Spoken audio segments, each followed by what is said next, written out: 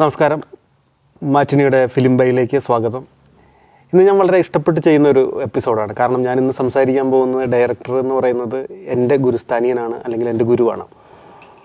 2008 cinema പഠിക്കണമെന്ന ആഗ്രഹമായിട്ട് നമ്മൾ കൊച്ചിയിലേക്ക് ഞാൻ ഇറങ്ങുമ്പോൾ അദ്ദേഹത്തിൻ്റെ തല വെച്ചിട്ടുള്ള ഒരു പരസ്യം കണ്ടിട്ടാണ് ഞാൻ ഇറങ്ങിത്തിരിക്കുന്നത്.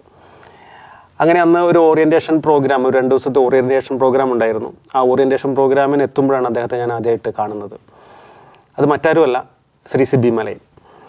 പിന്നീട് അദ്ദേഹവുമായിട്ട് വളരെ അടുത്ത് ഇടപെടാനും അദ്ദേഹത്തിൻ്റെ വർക്കുകളിൽ അഭിനയിക്കാനുമുള്ള ഒരു ഭാഗ്യം എനിക്കുണ്ടായിട്ടുണ്ട്. വളരെ സൈലൻ്റ് ആയിട്ടുള്ള ആക്ടേഴ്സിനെ കൊണ്ട് അവരുടേതായിട്ടുള്ള രീതിയിൽ അഭിനയിപ്പിച്ചിട്ട് വളരെ സൈലൻ്റായിട്ട് വന്ന് നിന്ന് അഭിപ്രായങ്ങൾ പറയുന്ന, നമുക്ക് ഒട്ടും പ്രഷർ തരാത്ത ഒരു ഒരു ഒരു ഒരു ഒരു ഡയറക്ടർ. ഞങ്ങളുടെ ഓറിയൻറ്റേഷൻ പ്രോഗ്രാമിന് വരുന്ന സമയത്ത് അദ്ദേഹത്തോട് ഞങ്ങൾ ചോദിച്ചിട്ടുള്ള ഒരു ചോദ്യം ഇതായിരുന്നു: എന്തുകൊണ്ടാണ് സിനിമ, അന്ന് ഈ കേരളത്തിലെ സംബന്ധിച്ച് സിനിമ വിദ്യാഭ്യാസം ഒരു തുടക്കമാണ്. അന്ന് അങ്ങനെ ആരും മലയാളം ഇപ്പം FTIയിൽ പഠിക്കുന്നുണ്ട്, അല്ലെങ്കിൽ അടയാർ ഫിലിം ഇൻസ്റ്റിറ്റ്യൂട്ടിൽ പഠിക്കുന്നു എന്നല്ലാതെ ഒരു പ്രൈവറ്റ് ഇൻസ്റ്റിറ്റ്യൂട്ടിൽ പഠിച്ചു തുടങ്ങിയിട്ടില്ല മലയാളികൾ സിനിമ. അത് സിനിമ പഠിക്കണമെന്ന് പറയുന്ന ഒരു ചിന്തയെപ്പറ്റി വന്നിട്ടില്ല. അപ്പോൾ അദ്ദേഹം നേരിട്ട് ആദ്യത്തെ ഒരു ചോദ്യം, എന്തുകൊണ്ടാണ് ഒരു ഇൻസ്റ്റിറ്റ്യൂട്ട് കേരളത്തിൽ, താങ്കൾ ഇൻസ്റ്റിറ്റ്യൂട്ടിൽ പഠിച്ചിട്ടല്ലല്ലോ വന്നത് എന്നുള്ളതായിരുന്നു. അപ്പോൾ അദ്ദേഹത്തിൻ്റെ വ്യക്തമായിട്ടുള്ളൊരു ഉത്തരമുണ്ടായിരുന്നു: ഞാൻ ഒരു അക്കാദമിക് ഇൻസ്റ്റിറ്റ്യൂട്ടിൽ പഠിച്ചിട്ടില്ല എങ്കിൽ പോലും നവോദയ എന്ന് പറയുന്ന ഒരു വലിയ ഒരു ഇൻസ്റ്റിറ്റ്യൂട്ട് പോലെയുള്ള ഒരു വ്യക്തമായിട്ടുള്ള ഒരു പ്രൊഡക്ഷൻ ഹൗസിൽ നിന്നിട്ട് അവിടെ നിന്ന് ഞാൻ ഒരുപാട് കാര്യങ്ങൾ പഠിച്ചതിന് ശേഷമാണ് ഇൻഡിപെൻഡൻ്റായിട്ട് സിനിമ ചെയ്തത്. ശരിക്കും അതൊരു സ്കൂളായിരുന്നു നവോദയ എന്ന് പറയുന്നത്. അവിടെ നവോദയ അപ്പച്ചൻ്റെ മകൻ ജിജോ ഉണ്ടായിരുന്നു, ഫാസിൽ സാർ ഉണ്ടായിരുന്നു, പ്രിയദർശൻ ഉണ്ടായിരുന്നു. അങ്ങനെ അന്നത്തെ മലയാള സിനിമ ഭരിച്ചിരുന്ന ഒരുപാട് ഡയറക്ടേഴ്സ് പിറവി കൊണ്ട ഒരു ഇൻസ്റ്റിറ്റ്യൂട്ടായിരുന്നു നവോദയ. അവിടെ നിന്നുള്ള ഒരു വിദ്യാർത്ഥിയാണ് ശ്രീ സിബി മലയിൽ. 1956 ആലപ്പുഴയിലാണ് അദ്ദേഹത്തിൻ്റെ ജനനം. പിന്നീട് ഈ പറഞ്ഞ പോലെ വിദ്യാഭ്യാസത്തിന് ശേഷം സിനിമ ചെയ്യണമെന്നുള്ള ആഗ്രഹമായിട്ട് നവോദയയിലേക്ക് വരുന്നു. മഞ്ഞിൽ വിരിഞ്ഞ പൂക്കൾ എന്ന് പറയുന്ന, അപ്പോൾ എനിക്ക് തോന്നുന്നു ഒരു അസിസ്റ്റൻറ്റ് ഡയറക്ടറൊക്കെ ആയിട്ട് അല്ലെങ്കിൽ ഒക്കെ വരുന്ന സമയത്ത് പോലും അദ്ദേഹം തീരെ ഒരു അസിസ്റ്റൻറ്റ് ഡയറക്ടർ ലെവലിൽ താഴെയല്ല തുടങ്ങിയിട്ടുള്ളത്. കാരണം അദ്ദേഹം പറഞ്ഞിട്ടുണ്ട്, മഞ്ഞിൽ വിരിഞ്ഞ പൂക്കളിൽ മോഹൻലാലിനെയൊക്കെ ഓഡിഷൻ ചെയ്യാൻ ഇരുന്നതിൽ അദ്ദേഹം ആണ്. അപ്പോൾ മോഹൻലാലിന് ഏറ്റവും കുറഞ്ഞ് മാർക്ക് കൊടുത്ത് 2 മാർക്ക് കൊടുത്ത് ഞാനാണെന്ന് ഇടയ്ക്കിടയ്ക്ക് അദ്ദേഹം ചിരിച്ചുകൊണ്ട് പറയാറുണ്ട്. പിന്നീട് ആ മോഹൻലാലിനെ വെച്ചിട്ടാണ് ഞാൻ ഏറ്റവും കൂടുതൽ സിനിമകൾ ചെയ്തിട്ടുള്ളത്, ഏറ്റവും മികച്ച സിനിമകൾ ചെയ്തിട്ടുള്ളത് എന്നുള്ളത്. അത് ഓരോ വിധിയുടെ ഒരു വിളയാട്ടമാണെന്നൊക്കെ ഇടയ്ക്ക് അദ്ദേഹം പറയും. നമുക്കറിയില്ല നമ്മളുടെ മുന്നോട്ടുള്ള യാത്രയിൽ ആരൊക്കെയാണ് നമ്മളുടെ കൂടെ ഉണ്ടാവുക എന്നുള്ളൊക്കെയുള്ള കാര്യങ്ങൾ. അങ്ങനെ മഞ്ഞിലും പിരിഞ്ഞ പൂക്കളിന് ശേഷം ഓടരുതമ്മ ആളറിയും പ്രിയദർശൻ അന്ന് അവിടെ നവോദയയായിട്ട് ബന്ധപ്പെട്ട് സിനിമകൾ ചെയ്യുന്നുണ്ട്. അദ്ദേഹത്തിൻ്റെ കൂടെ പിന്നെ സഹായിയായിട്ട് വരുന്നുണ്ട്. പിന്നെ അതിനുശേഷം ഇൻഡിപെൻഡൻ്റായിട്ട് സിനിമ ചെയ്യാൻ ആലോചിക്കുന്ന സമയത്താണ് പിന്നെ പടയോട്ടം പോലുള്ള സിനിമകളൊക്കെ അസിസ്റ്റ് ചെയ്തതിന് ശേഷം ഇൻഡിപെൻഡൻ്റായിട്ട് സിനിമ ചെയ്യണമെന്നുള്ള ആഗ്രഹമായിട്ട് നിൽക്കുമ്പോൾ പൂച്ചയ്ക്കൊരു മൂക്കുത്തിയാണെന്ന് തോന്നുന്നു. ആ സിനിമയിൽ പിന്നെ കൂടെ നിൽക്കാൻ വേണ്ടിയിട്ട് പ്രിയദർശൻ സാറ് നിർബന്ധിക്കുന്നുണ്ട്. അങ്ങനെ സാറ് പ്രിയദർശൻ്റെ കൂടെ നിന്ന് ആ സിനിമയും ചെയ്യുന്നു. അങ്ങനെ 1985 ഇൻഡിപെൻഡൻ്റ് ആയിട്ട് സിനിമ ചെയ്യുന്നത്. അത് ഈ പറയുന്ന മുത്താരംകുന്ന് പിവോ എന്ന് പറയുന്ന സിനിമ മുകേഷിനെ നായകനാക്കിക്കൊണ്ട് ശ്രീനിവാസൻ്റെ സ്ക്രിപ്റ്റിൽ ജഗദീഷാണെന്ന് തോന്നുന്നു അതിൻ്റെ സ്റ്റോറി. അപ്പം ശ്രീനിവാസൻ അഭിനയിച്ചിട്ടുണ്ട്, അതുപോലെ ലിസി, നെടുമുടി വേണു അദ്ദേഹത്തിൻ്റെ എല്ലാ സിനിമകളിലും, ഓൾമോസ്റ്റ് എല്ലാ സിനിമകളിലും ഉണ്ട്. അതൊരു അത്യന്താപേക്ഷിതമായിട്ടുള്ള ഒരു അവിഭാജ്യ ഘടകമായിട്ട് എല്ലാ സിനിമകളിലും നെടുമുടി വേണു ഉണ്ട്, ആദ്യത്തെ സിനിമകൾ തൊട്ട്. അങ്ങനെ മുത്താരംകുന്ന് അത് ഒരു വ്യത്യസ്തമായിട്ടുള്ള ഒരു ജോണർ, ഒരു സാധാരണ ഒരു ഗ്രാമത്തിലേക്ക് ഒരു ഗുസ്തിയുമായിട്ട് ബന്ധപ്പെട്ടിട്ടുള്ള, ഗുസ്തിയെ വളരെ ആരാധിക്കുന്ന ഒരു ഗ്രാമത്തിലേക്ക് അന്ന് ധാരാസിംഗ് ഒക്കെ വന്ന് അഭിനയിച്ചിട്ടുള്ള ഒരു സിനിമയാണ്. ആ സിനിമ അത്യാവശ്യം ഓടി വന്നു. പിന്നീട് അദ്ദേഹം കുറച്ച് സിനിമകൾ ചെയ്തു. എനിക്ക് തോന്നുന്നു അന്ന് ശ്രീനിവാസൻ പിന്നെ അങ്ങനെയുള്ള ആൾക്കാരുടെ സ്ക്രിപ്റ്റിലാണ് അദ്ദേഹത്തിൻ്റെ സിനിമകൾ വന്നത്. പിന്നെ അദ്ദേഹത്തിൻ്റെ ജീവിതത്തിൽ ഒരു വലിയ ഒരു ടേണിംഗ് പോയിൻ്റ് ആയിരുന്നു ലോഹിതദാസ് എന്ന് പറയുന്ന സ്ക്രിപ്റ്റ് റൈറ്ററുമായിട്ടുള്ള ഒരു കൂടിക്കാഴ്ച, അല്ലെങ്കിൽ ഒരുമിച്ച് ഒരു വർക്ക് ചെയ്യാൻ തുടങ്ങുന്നത്. ആദ്യത്തെ സിനിമ തനിയാവർത്തനമാണ്. തനിയാവർത്തനം മമ്മൂട്ടിയെ വെച്ചിട്ട് ചെയ്തിട്ടുള്ള ഒരു സിനിമയാണ്. എനിക്ക് തോന്നുന്നു അന്ന് മലയാളത്തിലെ ഏറ്റവും വലിയ ഒരു ഹിറ്റായിട്ട് ആ സിനിമ മാറി തനിയാവർത്തനം. നമ്മളെയൊക്കെ ഇന്നും ഹൃദയത്തിൽ സ്പർശിക്കുന്ന വളരെ ഹൃദയത്തിൽ ആഴത്തിൽ പതിഞ്ഞു കിടക്കുന്ന ഒരു സിനിമയാണ് തനിയാവർത്തനം. ഭ്രാന്ത് എന്ന് പറയുന്ന അസുഖം ഒരു കുടുംബത്തിൻ്റെ തലമുറകളിലേക്ക് പകർന്നു പോകുന്നത് കൊണ്ട് ഒരു ഭ്രാന്തനല്ലാത്ത വ്യക്തിയെ ആ നാട്ടിലെ ജനങ്ങൾ ഭ്രാന്തനാക്കി മാറ്റുന്ന ഒരു സിനിമ. അതിനകത്തൊരു സീനുണ്ട്. തൻ്റെ പെങ്ങളെ കല്യാണം ആലോചിക്കാൻ വരുന്ന സമയത്ത് ഞാനൊരു ഭ്രാന്തൻ, ആ വഴി വരുന്ന മമ്മൂട്ടിയുടെ ക്യാരക്ടർ അവിടെ ഇരിക്കുന്ന ആൾക്കാരോട് പറയുന്നുണ്ട്. കാരണം മറ്റുള്ളവർ അച്ഛനും അല്ലെങ്കിൽ അമ്മയും അമ്മാവനുമൊക്കെ വളരെ പേടിച്ചാണ് ഇരിക്കുന്നത്. കാരണം ഇയാൾക്ക് ഭ്രാന്തുള്ള ഒരു കുടുംബത്തിൽ നിന്നൊരു പെൺകുട്ടിയെ കല്യാണം കഴിച്ചു പോകില്ല എന്ന് പറയുന്ന ഭീതിയിലിരിക്കുമ്പോൾ അയാളും മനസ്സിലാക്കുന്നു ആ ഒരു പ്രശ്നം. അപ്പോൾ അയാൾ പറയുന്നുണ്ട്, ഞാനൊരു വഴിപോക്കനാണ് എന്ന് പറഞ്ഞുകൊണ്ട് ഹൃദയം നുറങ്ങുന്ന വേദനയിൽ ഇറങ്ങിപ്പോകുന്ന ഒരു സീനൊക്കെ അടങ്ങി. അതൊക്കെ വളരെ നമ്മളെ ഭയങ്കരമായിട്ട് സ്പർശിക്കുന്ന, നമ്മളെ വേദനിപ്പിക്കുന്ന ഇതാണ്. സിനിമയിൽ സാർ കൂടുതലും ചെയ്തിട്ടുള്ളത് ഫാമിലി ഡ്രാമാസാണ്. പക്ഷെ അതോടൊപ്പം തന്നെ അൺഎക്സ്പെക്റ്റഡ് ആയിട്ടുള്ള ഒരുപാട് സിനിമകൾ ചെയ്തിട്ടുണ്ട്. ഇപ്പോൾ ഓഗസ്റ്റ് 1 പോലെ എസ് എൻ സ്വാമിയായിട്ട് ചേർന്നുകൊണ്ട് ഓഗസ്റ്റ് 1 പോലെയുള്ള സിനിമകൾ, അന്ന് കെ മധു പോലെ ഉള്ള ഡയറക്ടേഴ്സ് കൈവച്ചിരുന്ന മേഖലയായിരുന്നു അങ്ങനത്തെ ഒരു ജോണർ ഓഫ് സിനിമാസ്. അത് ഓഗസ്റ്റ് 1. അതിലും എല്ലാത്തിനകത്തും ഇങ്ങനത്തെ പഞ്ച് ഡയലോഗുകളുണ്ട്. ഒരാൾ മരിക്കണമെന്ന് ആഗ്രഹിച്ചാൽ അയാളെ രക്ഷിക്കാൻ എനിക്ക് പറ്റില്ല എന്നൊക്കെ പറഞ്ഞിട്ടുള്ള മമ്മൂട്ടിയുടെ ഭയങ്കര രസകരമായിട്ടുള്ള ഡയലോഗ്സൊക്കെ ഉണ്ട് സിനിമയ്ക്ക്. പിന്നെ എനിക്ക് ആ ജോണറിൽ ഇഷ്ടപ്പെട്ടുള്ള ഒരു സിനിമ മുദ്ര എന്ന് പറയുന്ന സിനിമയാണ്. മുദ്ര ഭയങ്കര, എനിക്ക് തോന്നുന്നു ഒരുപാട് തമിഴ് സിനിമകളിലൊക്കെ അതിൻ്റെ ഒരു ജോണറുള്ള സിനിമകൾ പിന്നീട് വന്നിട്ടുണ്ട്. ഇപ്പം മുദ്ര എന്ന് പറയുന്ന സിനിമ ഞാൻ അവിചാരിതമായിട്ട് കണ്ടതാണ്. പക്ഷേ എനിക്ക് ഭയങ്കരമായിട്ട് ഇഷ്ടപ്പെട്ടു അതിൻ്റെ ഒരു കഥയും കാര്യങ്ങളും. കാരണം ജുവനൈൽ ഹോമിൽ ജീവിക്കുന്ന കുറച്ച് കുട്ടികളെ കൊണ്ട് കുറ്റകൃത്യങ്ങൾ ചെയ്യിക്കുന്ന ഒരു ജയിലിലേക്ക് ജയിലറായിട്ട് വരുന്ന മമ്മൂട്ടി എന്ന് പറയുന്ന കഥാപാത്രം ഭയങ്കര നല്ലൊരു ജോണറാണ്. എനിക്കൊന്ന് പിന്നീട് തമിഴിൽ മാസ്റ്റർ എന്ന് പറയുന്ന സിനിമയൊക്കെ ആ ഒരു പ്രചോദനം ഉൾക്കൊണ്ട് ചെയ്തിട്ടുള്ള സിനിമയാവാം. അത് എനിക്ക് ഭയങ്കര ഒരു ഇഷ്ടപ്പെട്ട സിനിമയാണ്. സുധീഷൊക്കെ നല്ല രസകരമായിട്ടുള്ള കുറച്ച് നല്ല ക്യാരക്ടേഴ്സ് ചെയ്തിട്ടുള്ള ഒരു സിനിമയാണ്. പിന്നീട് അങ്ങോട്ട് വരുമ്പോൾ അദ്ദേഹത്തിൻ്റെ ഒരുപാട് ഫാമിലി ഡ്രാമാസ്. കിരീടം എന്ന് പറയുന്ന സിനിമ ഏകദേശം എത്രയോ ദിവസങ്ങൾ മലയാളത്തിൽ ഓടിയിട്ടുള്ള ഒരു സിനിമയാണ് കിരീടം. കിരീടത്തിന് ശേഷം വന്നിട്ടുള്ള അതിൻ്റെ സെക്കൻഡ് പാർട്ടായിട്ടുള്ള ചെങ്കോല്. ഒരു സാധാരണ മനുഷ്യൻ ഒരു ഗുണ്ടയായിട്ട് മാറുന്നതും ജയിലിൽ ഒരു കൊലയാളി ആവുന്നതും പിന്നീട് ജയിലിൽ പോകുന്നതും ജയിലിൽ നിന്ന് തിരിച്ചു വരുന്ന അയാൾക്ക് പിന്നീട് സമൂഹം നൽകുന്ന ഒരു മുദ്ര ചാർത്തപ്പെടുന്ന അയാൾക്ക് കൊടുക്കുന്ന ചില മുദ്രകളുണ്ട്. അയാൾ ഒരു കൊലയാളിയാണ്, അയാൾ ഒരു ഗുണ്ടയാണ്, ജയിലിൽ കിടന്ന ആളാണെന്ന് പറഞ്ഞ് അയാൾക്ക് ചാർത്തി കൊടുക്കുന്ന ചില വിശേഷണങ്ങളുണ്ട്. അതുമായിട്ട് ബന്ധപ്പെട്ട് അയാൾക്കുണ്ടാകുന്ന പ്രശ്നങ്ങളും അയാളുടെ ഫാമിലിയുടെ പ്രശ്നങ്ങളും ഒക്കെ ചേരുന്ന ചെങ്കോല്. മലയാളികൾ ആവേശത്തോടെ ആഘോഷിച്ച സിനിമകളാണ്, ഫാമിലി ഡ്രാമകളാണ്, നമ്മളെ കരയിപ്പിക്കുന്ന സിനിമകളാണ്, ചിന്തിപ്പിക്കുന്ന സിനിമകളാണ്. ഇതിനൊക്കെ ശേഷം എനിക്ക് പേഴ്സണലി ഇഷ്ടപ്പെട്ടിട്ടുള്ള 1-2 സിനിമകളുണ്ട്. അതിലൊന്ന് ദേവദൂതനാണ്. ദേവദൂതനെ പറ്റി നമുക്ക് അധികം പറയേണ്ടതില്ല. പക്ഷേ ഒരു ദേവദൂതൻ അന്നൊരു വലിയ ഹിറ്റ് ആയിരുന്നില്ല. ഒരു നല്ല പ്രണയകാവ്യമായിരുന്നു ദേവദൂതൻ എന്ന് പറയുന്നത്. അതിന് ഒരുപാട് ടെക്നിക്കൽ ആസ്പെക്ട്സ് അന്നത്തെ ഏറ്റവും മികച്ച ടെക്നീഷ്യൻസ് വർക്ക് ചെയ്തിട്ടുണ്ട്. അപ്പം കുച്ചു കുച്ചു ഹൊത്തായയ്ക്ക് ശേഷം സന്തോഷ് തുണ്ടിയിൽ വന്ന് ക്യാമറ ചെയ്തിട്ടുള്ള ഒരു വർക്കാണ്. അപ്പോൾ അതിൻ്റേതായിട്ടുള്ളൊരു മനോഹാരിതയും അതിൻ്റെ ലൈറ്റിങ്ങും കാര്യങ്ങളുമൊക്കെ ആ സിനിമ ഭയങ്കരമായിട്ട് ഉപയോഗിച്ചിട്ടുണ്ട് ആ സിനിമയിൽ. അതുപോലെ പിന്നെ മ്യൂസിക് ഡയറക്ടറാണെങ്കിലും ഒക്കെ ഭയങ്കര രസകരമായിട്ടുള്ള മ്യൂസിക്കുകളും ഒക്കെ ആയിട്ട് നിറഞ്ഞു നിന്ന ഒരു നല്ല ഗംഭീര സിനിമയായിരുന്നു. ഒരു ഹൊറർ മൂഡുള്ള ഒരു സിനിമയായിരുന്നു. പക്ഷേ ആ സിനിമ അന്നൊരു ഗംഭീര വിജയമായിരുന്നില്ല. സാറ് തന്നെ ഒരു പേഴ്സണലി പറഞ്ഞിട്ടുണ്ട്, ഞാൻ വളരെ ഡിപ്രഷനിലേക്ക് എന്നെ വളരെ ഡിപ്രഷനിലേക്ക് കൊണ്ടുപോയിട്ടുള്ള ഒരു സിനിമയാണ് ആ സിനിമയാണ്. കാരണം അതിൻ്റെ പരാജയം അദ്ദേഹത്തെ അന്ന് ബാധിച്ചിരുന്നു നന്നായിട്ട്. കാരണം ആ സിനിമ ഒരിക്കലും അദ്ദേഹം ആ രീതിയിലല്ല കൺസീവ് ചെയ്യാൻ ആഗ്രഹിച്ചിരുന്നത്. ആ സിനിമ ചെയ്യുന്നതിന് മുമ്പ് ഒരു 17 വർഷം മുമ്പ് എഴുതിയിട്ടുള്ള ഒരു സ്ക്രിപ്റ്റാണ്. ആ സ്ക്രിപ്റ്റ് ശരിക്കും ഒരു അന്ന് എഴുതിയത് ഒരു ചെറിയ കുട്ടി വഴി തൻ്റെ കാമുകിയോട് താൻ ജീവിച്ചിരിപ്പില്ല, തന്നെ വെയിറ്റ് ചെയ്യണ്ട എന്ന് മരിച്ചുപോയ ഒരു സ്പിരിറ്റ് അല്ലെങ്കിൽ ഒരു ആത്മാവ് തൻ്റെ കാമുകിയിലേക്ക് തൻ്റെ സന്ദേശം എത്തിക്കുന്നതായിട്ടുള്ള ഒരു രീതിയിലായിരുന്നു അദ്ദേഹം എഴുതിയത്.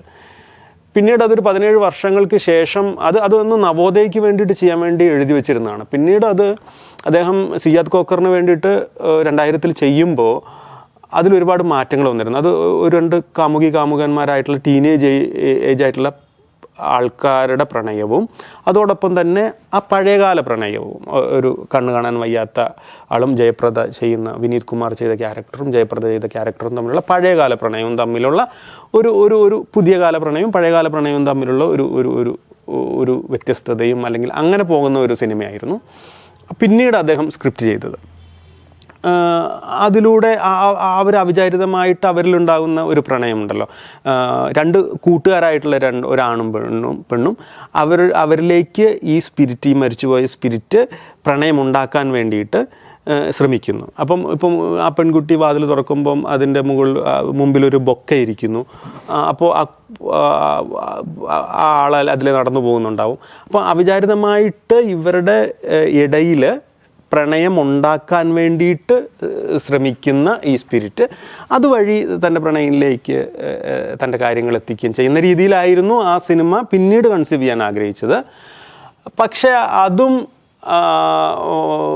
മോഹൻലാൽ എന്ന് പറയുന്ന ആക്ടർ അവിചാരിതമായിട്ട് ഈ കഥ കേൾക്കാൻ ഇടയായപ്പോൾ അത് ഞാൻ ചെയ്യാമെന്ന് പറയുകയും അപ്പോൾ അതിനൊരു നല്ല വാല്യൂ ഉണ്ടാവും, ഒരു മോഹൻലാൽ എന്ന് വന്നു കഴിഞ്ഞിട്ടുണ്ടെങ്കിൽ ഒരു വാല്യൂ ഉണ്ടാവുമെന്നുള്ള പ്രൊഡ്യൂസറുടെ ഒരു നിർദ്ദേശപ്രകാരം അദ്ദേഹം മോഹൻലാലിനെ വെച്ചിട്ട് ആ സ്ക്രിപ്റ്റ് മാറ്റി എഴുതാൻ പ്രേരിതനാകുകയാണ്. പിന്നീടാണ് ആ സിനിമ ഉണ്ടായത്. എന്തുകൊണ്ടൊക്കെയോ ആ ഒരു കാരണങ്ങൾ കൊണ്ട് അദ്ദേഹം അത് ഭയങ്കരമായിട്ട് എവിടെയൊക്കെയോ അതിൻ്റെ ഒരു ജെനുവിനിറ്റി മിസ്സായിട്ടുണ്ടാവാം. അദ്ദേഹം ആ സിനിമ ഒരു പക്ഷേ കാലഘട്ടത്തിന് അതീതമായിട്ടുള്ളൊരു സിനിമയായിരുന്നു എന്നെനിക്ക് തോന്നുന്നു. ഈ കാലഘട്ടത്തിൽ ആ ജനറേഷന് പറ്റിയൊരു സിനിമയായിരുന്നില്ല, അല്ലെങ്കിൽ മോഹൻലാൽ സ്ഥിരമായിട്ട് ചെയ്തുകൊണ്ടിരുന്ന ഒരു പാറ്റേണിലുള്ള സിനിമ അല്ലാത്തത് കൊണ്ടാവാം ആ ഒരു സിനിമയ്ക്ക് പരാജയം പറ്റിയത്. പക്ഷെ പിന്നീട് അടുത്തൊരു ജനറേഷൻ വളരെ ആവേശത്തോടെ എടുത്ത് ആഘോഷിച്ച ഒരു സിനിമയാണ് ദേവദൂതൻ. എല്ലാം കൊണ്ടും ടെക്നിക്കലി അത് പെർഫെക്റ്റാണ്, അതിൻ്റെ സൗണ്ട് ഡിസൈൻ വളരെ പെർഫെക്റ്റാണ്. എനിക്കൊന്ന് എച്ച് ശ്രീധറാണ് എ റഹ്മാൻ്റെ പേഴ്സണലായിട്ടുള്ള പിന്നെ മിക്സർ, അദ്ദേഹത്തിൻ്റെ പാട്ടൊക്കെ മിക്സ് ചെയ്തത് എച്ച് ശ്രീധറാണ് ആ പടം മിക്സ് ചെയ്തിരിക്കുന്നത്. അപ്പോൾ അതിൻ്റെ ഒരു ഭംഗി, ടെക്നിക്കലി അതിൻ്റെ കളർ ടോണ്, കാരണം മികച്ച ടെക്നീഷ്യൻസ് വർക്ക് ചെയ്തിട്ടുണ്ട്. ഒരു മികച്ച സിനിമയായിരുന്നു. പക്ഷെ എന്തുകൊണ്ടോ ആ ഒരു കാലഘട്ടത്തിൽ മോഹൻലാൽ ചെയ്ത കഥാപാത്രങ്ങളിൽ അല്ലെങ്കിൽ പ്രേക്ഷകർ മോഹൻലാലിൽ നിന്ന് പ്രതീക്ഷിച്ചത് അതല്ലാത്തത് കൊണ്ടാവാം, അല്ലെങ്കിൽ സിബി മലയിൽ എന്ന് പറയുന്ന ഡയറക്ടറിൽ നിന്ന് പ്രതീക്ഷിച്ചത് അതല്ലാത്തത് കൊണ്ടാവാം അതൊരു വൻ ഫ്ലോപ്പായിട്ട് മാറി. പിന്നീട് അടുത്ത ജനറേഷൻ അതെടുത്ത് ആഘോഷിക്കുകയും ചെയ്തു. അപ്പോൾ കാലത്തിന് മുന്നേ ചെയ്തു പോയ ഒരു സിനിമയായിട്ട് വേണമെങ്കിൽ നമുക്ക് അതിനെ കാണാം. എന്തുകൊണ്ടും ഇന്നും സാറിനെ വേദനിപ്പിച്ചിട്ടുണ്ടെങ്കിലും ഒരു പക്ഷേ അദ്ദേഹത്തിൻ്റെ ഏറ്റവും നല്ലൊരു സൃഷ്ടിയായിട്ട് ദേവദൂതനെ കാണാൻ പറ്റും. ഇന്ന് ഞാൻ വളരെ ഇഷ്ടത്തോടെ പറയാൻ പോകുന്ന സിനിമ മറ്റൊന്നാണ്. നമുക്ക് ഭരതമുണ്ട്, കിരീടമുണ്ട്, ചെങ്കോലുണ്ട്, അങ്ങനെ ഒരുപാട് സിനിമകൾ AK ലോഹിതദാസ്, സിബി മലയിൽ, രവീന്ദ്രൻ മാഷ്, കൈതപ്രം, കൂട്ടുകെട്ടിൽ മോഹൻലാൽ കൂട്ടുകെട്ടിലോ നമുക്കുണ്ടായിട്ടുണ്ട്. എന്നാലും പ്രണവ് ആർട്സിൻ്റെ ബാനറിൽ അദ്ദേഹത്തിൻ്റെ പ്രണവ് ആർട്സിൻ്റെ മൂന്നാമത്തെ സിനിമയായിട്ട് സിബി മലയിൽ മോഹൻലാൽ കോമ്പിനേഷൻ കൊണ്ട് ഇറങ്ങിയിട്ടുള്ള ഒരു സിനിമയാണ് കമലദളം.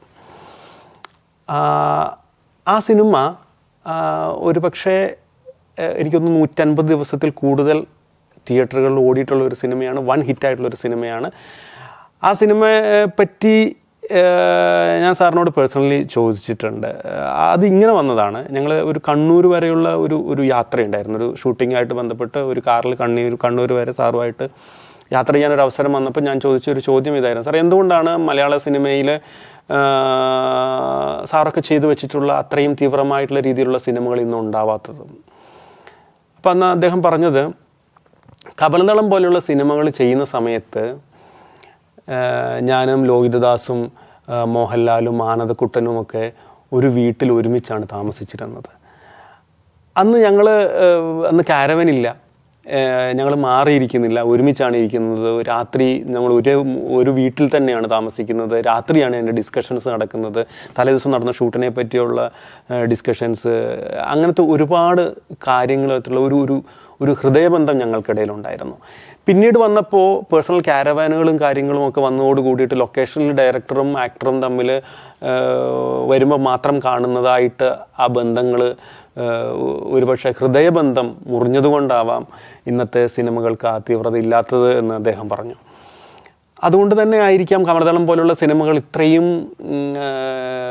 നല്ല രീതിയിൽ നമ്മളെ ആസ്വദിപ്പിച്ചിട്ടുണ്ടാവുക. കാരണം ആസ്വദിച്ച് ചെയ്യുന്ന സിനിമകൾക്ക് മാത്രമേ പ്രേക്ഷകനെ ആസ്വദിപ്പം. ഡയറക്ടറോ ആക്ടറോ അല്ലെങ്കിൽ അതിൻ്റെ ടെക്നീഷ്യൻസിനോ അവർ ആസ്വദിക്കാത്തൊരു സിനിമ ഒരിക്കലും പ്രേക്ഷകൻ ആസ്വദിക്കാൻ പോകുന്നില്ല. കമലദളം ഉണ്ടായത് വളരെ വ്യത്യസ്തമാണ്. എല്ലാ മാർച്ചിൻ്റെ എല്ലാ അവസാനത്തെ വെള്ളിയാഴ്ചയും പ്രണവ് ആർട്സിൻ്റെ ഒരു സിനിമ മാർച്ച് മാസത്തിൽ റിലീസ് ചെയ്യാമെന്ന് പറയുന്ന ഒരു എഗ്രിമെൻറ്റ് തിയേറ്ററായിട്ടുണ്ടായിരുന്നു. അതുപോലെ സിബി മലയിൽ സാറും മോഹൻലാലും ഒക്കെ തമ്മിൽ അങ്ങനെ ഒരു ഉടമ്പടി ഉണ്ടായിരുന്നു.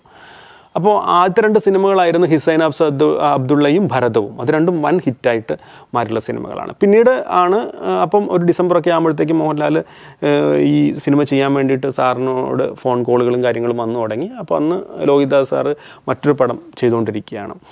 അപ്പോൾ ആധാരം എന്ന് പറയുന്ന സിനിമ. അപ്പോൾ അവിടെ നിന്ന് ലോഹിത സാറിനെ കൊണ്ടുവന്നിട്ട് ഇവർ ഒരു ചെന്നൈയിലേക്ക് വരികയും അവിടെ ഒരു റിസോർട്ടിൽ താമസിച്ചുകൊണ്ട് അങ്ങനെ ഒരു ത്രെഡ് ആലോചിക്കുന്ന സമയത്ത് അവിചാരിതമായിട്ട് ലോഹിത സാറിൻ്റെ ഒരു സ്വപ്നത്തിൽ വന്ന് എന്നാണ് പറയുന്നത് ഈ ത്രെഡ്. അത് ആക്ച്വൽ ഒരു നടന്നിട്ടുള്ളതാണ്. കർണാടകയിലെ ഒരു നാടക പ്രവർത്തകനും നർത്തകനുമായിട്ടുള്ള ഒരാൾ ഒരു നർത്തകൻ തൻ്റെ ഭാര്യയെ കൊന്ന കേസിൽ അല്ലെങ്കിൽ ആ ഭാര്യയുടെ മരണം തന്നിൽ ആരോപിക്കപ്പെടുന്നതും പിന്നീട് അയാൾക്കുണ്ടാകുന്ന മാനസികമായിട്ടുള്ള പ്രശ്നങ്ങളും യഥാർത്ഥത്തിൽ അന്നുണ്ടായിട്ടുള്ള ഒരു കേസാണ്. അപ്പോൾ അതാണ് ഫസ്റ്റ് വന്നിട്ടുള്ള ത്രെഡ്. ഈ ത്രെഡിനെ എടുത്ത് അതിന് അവർ പിന്നീട് കലാമണ്ഡലത്തിൻ്റെ അങ്ങോട്ട് അതിന് കൊണ്ടുവന്ന് പ്രതിഷ്ഠിക്കുന്നു. സോ അപ്പോൾ അതിന് കുറച്ച് ഒരു നൃത്തവും കാര്യങ്ങളും ഒക്കെ വന്നു. കലാമണ്ഡലം പ്രതിഷ്ഠിച്ചതോട് കൂടിയിട്ട് അതിന് മറ്റൊരു മാനം വന്നു. അപ്പോൾ അങ്ങനെ മോഹൻലാലുമായിട്ട് സംസാരിക്കുന്നു. അപ്പോൾ മോഹൻലാൽ പറഞ്ഞിട്ടുള്ള അദ്ദേഹം ഞെട്ടിക്കൊണ്ട് പറഞ്ഞത് എന്താണെന്ന് വെച്ചിട്ടുണ്ടെങ്കിൽ അദ്ദേഹം ഒരു നർത്തകനല്ലാത്തത് കൊണ്ട് ഇതിൻ്റെ അകത്ത് നൃത്തം ചെയ്യേണ്ട ആവശ്യമുള്ളത് കൊണ്ടും അത് ഇച്ചിരി ബുദ്ധിമുട്ടായിരിക്കുമെന്ന് പറഞ്ഞു. അപ്പോൾ നമുക്ക് അവർ പറഞ്ഞു നമുക്കൊരാളെ വെച്ച് അത് പ്രാക്ടീസ് ചെയ്യാം എന്നുള്ളത്. അപ്പോൾ അങ്ങനെ ഇവർ താമസം തുടങ്ങുന്നു. അങ്ങനെ നട്ടുവം പരമശിവം എന്ന് പറയുന്ന അന്നത്തെ പ്രശസ്തനായിട്ടുള്ള നർത്തകൻ ആണ് അദ്ദേഹത്തെ റിഹേഴ്സൽ ചെയ്യിക്കാൻ വേണ്ടി വരുന്നത്. വെളുപ്പിന് 4 മണിക്ക് എണീറ്റ് വീടിൻ്റെ മുകളിൽ അദ്ദേഹം പ്രാക്ടീസ് തുടങ്ങുമായിരുന്നു മോഹൻലാൽ. അപ്പോൾ അതാണ് ഒരു മോഹൻലാൽ എന്ന് പറയുന്ന ഒരു ആക്ടറിൻ്റെ ഡെഡിക്കേഷൻ. വെളുപ്പിന് 4 മണിക്ക് എണീറ്റ് സാറ് പറയുന്നത് ഞങ്ങളുടെ ഉറക്കം അതോടുകൂടിയിട്ട് 4 മണിക്ക് അവസാനിക്കും. 4 മണിക്ക് എല്ലാവരും എണീക്കും, അതായത് പ്രീ പ്രൊഡക്ഷൻ സമയത്ത്. അങ്ങനെ കുറേ ദിവസങ്ങളോളം മോഹൻലാലിനെ പ്രാക്ടീസ് ചെയ്യിച്ചിട്ടാണ് അദ്ദേഹം ശാസ്ത്രീയമായിട്ട് നൃത്തം അഭ്യസിച്ചതിന് ശേഷമാണ് ആ നൃത്തം ചെയ്തിട്ടുള്ളത്. കാരണം അദ്ദേഹം അതിൻ്റെ അകത്തൊരു മാഷാണ്. ഒരു കുട്ടി തെറ്റായിട്ട് ചെയ്യുമ്പോൾ ആനന്ദ നടനം ആടിനാൻ ഞാൻ ആടിയെന്നല്ല അവൻ ആടി എന്ന് പറഞ്ഞുകൊണ്ട് അദ്ദേഹം സ്റ്റേജിൽ പിന്നെ അവതരിപ്പിക്കുന്നതാണ്. അതിൽ ചില പോർഷൻസൊക്കെ കാലിൻ്റെ ആക്ഷൻസ് മുദ്രയൊക്കെ വിനീതിൻ്റെ ആണ് മോഹൻലാൽ ചെയ്തേക്കുന്നതിൻ്റെ അകത്ത് കൊണ്ടുവന്നിട്ടുള്ളത്. കാരണം ചില മുദ്രകളൊക്കെ അദ്ദേഹം ഒരു പ്രൊഫഷണൽ ശാസ്ത്രീയ നർത്തകനായതുകൊണ്ട് തന്നെ വിനീതിനെ വെച്ച് ചെയ്തിട്ടുണ്ട്. 1, 2, 3 മുദ്രകൾ, കാലിൻ്റെ ചലനങ്ങളൊക്കെ. ബാക്കിയെല്ലാം മോഹൻലാൽ തന്നെയാണ് ചെയ്തിട്ടുള്ളത്. രാജശില്പി എന്ന് പറയുന്ന സിനിമ കഴിഞ്ഞ് വന്നുകൊണ്ട് അദ്ദേഹത്തിന് ആ താടിയും കാര്യങ്ങളൊക്കെ ഉണ്ടായിരുന്നു. അത് ആ സിനിമയ്ക്ക് ഗുണം ചെയ്തു എന്ന് അദ്ദേഹം പറഞ്ഞിട്ടുണ്ട്. മോനിഷ എന്ന് പറയുന്ന മലയാളികളുടെ പ്രിയങ്കരിയായിട്ടുള്ള നടിയുടെ പെർഫോമൻസ് 150 ദിവസം നിറഞ്ഞോടിയ ആ സിനിമയുടെ ആഘോഷവേളയിൽ നമ്മുടെ പ്രിയങ്കരിയായിട്ടുള്ള നടി മോനിഷ സിബി സാറിനെ ചേർത്ത് പിടിച്ചുകൊണ്ട് പറഞ്ഞു, സാർ എനിക്കിനി എൻ്റെ ജീവിതത്തിൽ ഞാൻ ചെയ്തിട്ടുള്ള ഏറ്റവും ഇനി എനിക്കൊന്നും ചെയ്യാനല്ല, ഞാൻ ചെയ്തിട്ടുള്ള ഏറ്റവും ഞാൻ ഇഷ്ടപ്പെട്ട വർക്കാണിത്, ഞാൻ ചെയ്യാനുള്ളതൊക്കെ ചെയ്തു കഴിഞ്ഞതുപോലെ തോന്നുന്നു എന്ന് അദ്ദേഹത്തോട് പറയുകയുണ്ടായി. പിന്നീട് ഏതാനും മാസങ്ങൾക്ക് ശേഷം ഒരു ആക്സിഡൻറ്റിൽ അവർ മരണപ്പെടുകയാണ് ഉണ്ടായത്. അതും ആ ഒരു സിനിമയായിട്ട് ബന്ധപ്പെട്ട് പറയുമ്പോൾ അദ്ദേഹം വളരെ നോവോടെ അല്ലെങ്കിൽ വേദനയോടെ പറയുന്ന ഒരു കാര്യമാണ്. ശരിക്കും ആ സിനിമ എന്ന് പറയുന്നത് ഒരു സീതാരാമായണം എന്ന് പറയുന്ന ഒരു നൃത്തശില്പം ഉണ്ടാക്കണം എന്ന് ആഗ്രഹിക്കുന്ന കലാമണ്ഡലത്തിലെ നന്ദഗോപൻ എന്ന് പറയുന്ന നൃത്ത അധ്യാപകൻ്റെ ഏറ്റവും വലിയൊരു സ്വപ്നം സാക്ഷാത്കരിക്കുന്ന ഒരു യാത്രയുടെ കഥയാണ്. അതിനിടയ്ക്ക് അദ്ദേഹം വളരെയധികം സ്നേഹിച്ചിരുന്ന തൻ്റെ ഭാര്യ ചെറിയ ചെറിയ അദ്ദേഹത്തിൻ്റെ കുറവെന്നും ഒക്കെ പറഞ്ഞ് ചെറിയ ചെറിയ പരിഭവങ്ങൾ മൂലം സ്വയം തീ കൊളുത്തി മരിക്കുമ്പോൾ താനാണ് തൻ്റെ ഭാര്യയെ കൊല്ലാനുള്ള ഒരു കാരണം എന്നുള്ള കുറ്റബോധം കൊണ്ട് തൻ്റെ ജീവിതം മദ്യത്തിന് അടിമപ്പെട്ട് തീർക്കുന്ന ഒരു കാലഘട്ടം. അദ്ദേഹം കലാമണ്ഡലത്തിലെ അധ്യാപകൻ എന്നുള്ള രീതിയിൽ നിന്നും അദ്ദേഹത്തെ അവിടെ നിന്ന് പുറത്താക്കുന്ന നെടുമുടി വേണുവിൻ്റെ ഒരു ശക്തമായ ക്യാരക്ടറുണ്ട്. നെടുമുടി വേണു സിബി സാറിൻ്റെ കഴിഞ്ഞ പടങ്ങളിലെല്ലാം ഉണ്ട്. അപ്പോൾ ഈ പടത്തിൽ അദ്ദേഹം വേണമെന്ന് ഉറപ്പുള്ളതുകൊണ്ട് അദ്ദേഹം തിരക്കായതുകൊണ്ടും 2-3 ദിവസം വന്ന് അഭിനയിച്ചു പോയിട്ടുള്ള ഒരു ക്യാരക്ടറാണ്. അദ്ദേഹം ആർട്ടുമായിട്ട് യാതൊരു ബന്ധവുമില്ലാത്ത ഒരു മനുഷ്യൻ ആ സിനിമയിൽ കലാമണ്ഡലത്തിലുണ്ട്. അയാളാണ് എൻ്റെ മേൽനോട്ടം നോക്കുന്നത്. അപ്പം നന്ദഗോപനെ ഒട്ടും ഇഷ്ടമല്ല. അപ്പോൾ അയാളെ എങ്ങനെയെങ്കിലും അവിടെ നിന്ന് മാറ്റി നിർത്തണം എന്ന് ആഗ്രഹിക്കുന്ന ഒരാൾ. മുരളി ചെയ്യുന്ന കഥകളി നടൻ, അയാളുടെ അനിയനാണ് വിനീത് ചെയ്യുന്ന ക്യാരക്ടർ. അപ്പോൾ അവിടുത്തെ അധ്യാപകനും കൂടിയാണ് മുരളി. അപ്പോൾ മോനിഷയുടെ ക്യാരക്ടറും വിനീതിൻ്റെ ക്യാരക്ടറും തമ്മിലുണ്ടാകുന്ന ഒരു പ്രണയം, അവരുടെ കല്യാണം ഒക്കെ തീരുമാനിക്കുന്ന സമയത്ത് മോനിഷ എന്ന് പറയുന്ന ഒരു അഹങ്കാരിയായിട്ടുള്ള ഒരു നർത്തകിയായിരുന്നു ഏറ്റവും അവിടെ എല്ലാവരും അപ്രിഷ്യേറ്റ് ചെയ്യുന്ന, എല്ലാ ടീച്ചർമാരും അപ്രിഷ്യേറ്റ് ചെയ്യുന്ന ഒരു നൃത്ത വിദ്യാർത്ഥിനിയെ. അവളുടെ നൃത്തം ചെയ്യുമ്പോൾ നന്ദഗോപൻ പുറത്തു നിന്ന് കൂവുകയും എന്തുകൊണ്ടാണ് കൂവുന്നത് എന്ന് മറ്റുള്ളവരെ പ്രൂവ് ചെയ്യാൻ വേണ്ടി അദ്ദേഹം ആ സ്റ്റേജിൽ നിന്ന് മോഹൻലാൽ ആദ്യമായിട്ട് നൃത്തം ചെയ്യുകയും ചെയ്യുമ്പോൾ വളരെ ഗംഭീരമായിട്ട് അദ്ദേഹം അത് ചെയ്തിട്ടുണ്ട്. അവിടെ നിന്നാണ് ഇയാളുടെ ഒരു ടാലൻറ്റ് പ്രേക്ഷകരും മറ്റുള്ളവരും മനസ്സിലാക്കുന്നതും. പിന്നീട് ഈ മോനിഷയുടെ കഥാപാത്രത്തിൽ ഞാൻ ഒരുക്കിയിരുന്ന ശില്പത്തിലെ സീതയെ കണ്ടെത്താൻ ശ്രമിക്കുന്നതും കണ്ടെത്തുകയും പിന്നീട് അവരെ അതിനുവേണ്ടി ഒരുക്കുകയും ചെയ്യുന്നതിൻ്റെ ഇടയ്ക്ക് മോനിഷയുടെ കാമുകനായ അല്ലെങ്കിൽ കല്യാണം കഴിക്കാൻ പോകുന്ന വിനീതിൻ്റെ ക്യാരക്ടറിന് ഉണ്ടാകുന്ന സംശയവും, തുടർന്ന് സീതാരാമായണത്തിൻ്റെ വേദിയിൽ അദ്ദേഹത്തിന് പാനീയത്തിൽ വിഷം ചേർത്ത് കൊടുത്ത് അദ്ദേഹം മരിക്കുകയും ചെയ്യുന്നതാണ് ആ സിനിമയുടെ ഒരു ഇതിവൃത്തം എന്ന് പറയുന്നത്. സിബി സാറിന് എനിക്ക് തോന്നിയിട്ടുള്ള ഏറ്റവും വലിയൊരു മികവെന്ന് പറയുന്നത് നമ്മളുടെ ഉള്ളിലേക്ക് ഈ കഥാപാത്രങ്ങളുടെയും അതിൻ്റെ ഇമോഷൻസിനെ എത്തിക്കാൻ അദ്ദേഹത്തിന് വളരെ ഗംഭീരമായ ഒരു കഴിവുണ്ട്. ഇമോഷൻസ് വർക്ക് ചെയ്യാൻ അദ്ദേഹത്തിന് നന്നായിട്ടറിയാം. എങ്ങനെയാണ് ഇമോഷൻസ് വർക്ക് ചെയ്യുന്നത്, എങ്ങനെയാണ് അതിൻ്റെ ഡീറ്റെയിലിങ്ങിലേക്ക് പോകേണ്ടത്, എങ്ങനെയാണ് ആൾക്കാരുടെ ഹൃദയത്തിലേക്ക് അത് പതിപ്പിക്കേണ്ടത് എന്ന് വ്യക്തമായിട്ട് ധാരണയുള്ള ഒരു ഡയറക്ടറാണ് സിബി സാറെന്ന് എനിക്ക് പലപ്പോഴും തോന്നിയിട്ടുണ്ട്.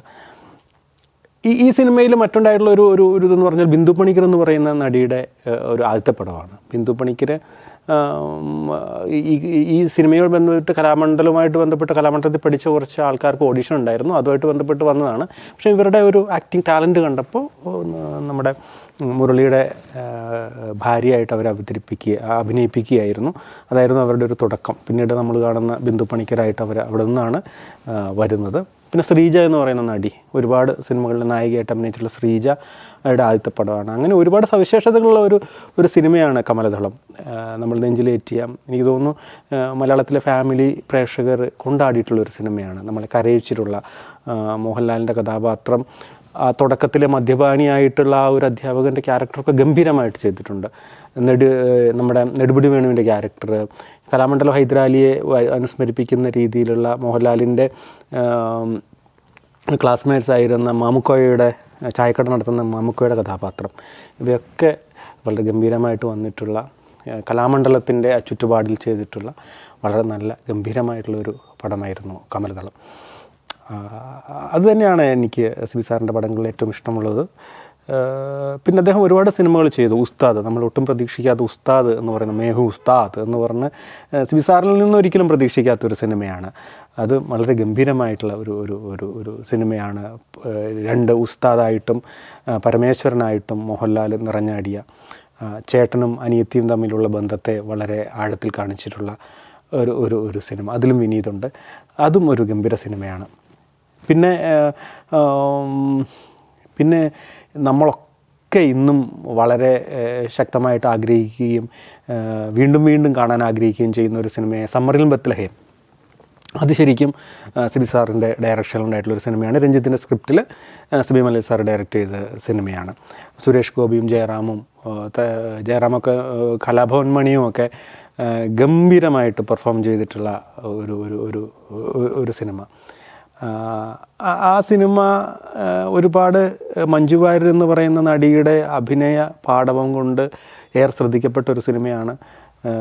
കോമഡികൾ കൊണ്ട് തന്നെയാണ്, നൊസ്റ്റാൾജിയ, പ്രണയം ഒക്കെ നിറഞ്ഞു നിൽക്കുമ്പോഴും അവസാനത്തെ ഒരു 5 മിനിറ്റ് സമയം മോഹൻലാൽ നിരഞ്ജൻ എന്ന കഥാപാത്രമായിട്ട് നിറഞ്ഞാടി ആ സിനിമയെ പൂർണ്ണമായിട്ടും മോഹൻലാലിൻ്റെ ഒരു സിനിമയാക്കി മാറ്റിയ സിനിമ. മോഹൻലാൽ എന്ന് പറയുന്ന ആ നടൻ്റെ ഒരു കഥ പറച്ചിൽ അല്ലെങ്കിൽ ഒരു ഡയലോഗ് ഡെലിവറി മാത്രം മതി എക്കാലവും സമ്മറിൻ ബത്ലഹേം നമ്മുടെ ഹൃദയത്തിൽ നിറഞ്ഞു നിൽക്കാൻ. അങ്ങനെയുള്ള ഒരു ഒരു ഒരു ഒരു ഒരു ഒരു ഒരു ഫാമിൻ്റെ പശ്ചാത്തലത്തിൽ വിടർന്ന ആ സിനിമയും സിബി മലയിൽ സാറിൻ്റെ കരിയറിലെ ബെസ്റ്റായിട്ട് തന്നെ നമുക്ക് കാണാം. പിന്നീട് അങ്ങോട്ട് ഒരുപാട് സിനിമകൾ അദ്ദേഹം ചെയ്തു. പക്ഷേ അതൊക്കെ ഈ പറയുന്ന പോലെ ഒരു ന്യൂ ജനറേഷൻ കാലഘട്ടത്തിലേക്ക് കടന്നപ്പോൾ അപൂർവരാഗങ്ങൾ പോലുള്ള, ആസിഫിനെ പോലുള്ള സിനിമകൾ അദ്ദേഹം ചെയ്തു. പക്ഷേ എന്നാലും അദ്ദേഹത്തിൻ്റെ കരിയറിൽ ബെസ്റ്റ് സിനിമകളിൽ കമലദളവും ഭരതവും കിരീടവും ചെങ്കോലും മുദ്രയും തനിയാവർത്തനവും ഒക്കെ തന്നെയാണ് ഏറ്റവും മികച്ചത്. ലോഹിതദാസ് എന്ന് പറയുന്ന ആ ഒരു സ്ക്രിപ്റ്റ് റൈറ്റർ മരണപ്പെട്ടതോടുകൂടി അല്ലെങ്കിൽ അവർ പിരിഞ്ഞതോടു കൂടിയിട്ട് ഒരു പക്ഷേ സിബി മലയിൽ സാറിൻ്റെ എവിടെയൊക്കെയോ ഒരു ഒരു ഒരു ഒരു നഷ്ടബോധം അദ്ദേഹത്തിന് വന്നു. അദ്ദേഹത്തിൻ്റെ സിനിമകളിൽ അത് നമുക്ക് വ്യക്തമായിട്ട് പിന്നീട് കാണാം. എന്തായാലും ഒരു ഒരു നല്ല സുവർണ്ണ കാലഘട്ടം, ഒരു ഫാമിലി ഡ്രാമ, ഇമോഷണൽ ഡ്രാമകൾ, അതുപോലെയുള്ള ത്രില്ലർ സിനിമകൾ ഒക്കെ നമുക്ക് സമ്മാനിച്ച ഒരു ഗംഭീര ഡയറക്ടറാണ്. വളരെ പേഴ്സണലി എനിക്ക് അറിയാവുന്ന എൻ്റെ ഒരു ഗുരുസ്ഥാനീയനായ, സിനിമയിലേക്കൊക്കെ നമ്മളെ ഇറങ്ങാൻ പ്രചോദനം ചെയ്തിട്ടുള്ള ഒരു വലിയ ഡയറക്ടർക്ക് സ്നേഹപൂർവ്വം ഈ എപ്പിസോഡ് സമർപ്പിച്ചുകൊണ്ട് ഞാൻ സൈനിങ് ഓഫ്.